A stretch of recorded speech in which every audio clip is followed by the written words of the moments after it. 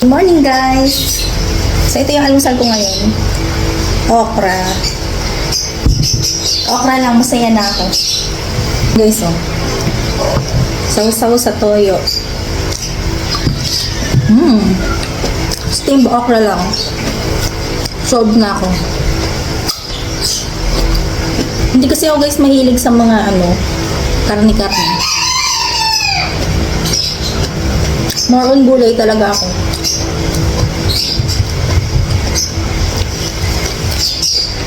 Ano yung mga dahon-dahon? Kambing lang.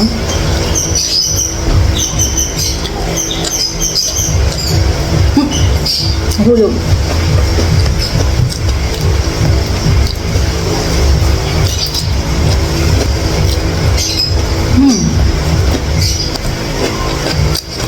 Yep. Sobrang healthy nito guys. Kaya dapat kumakain din kayo ng okra.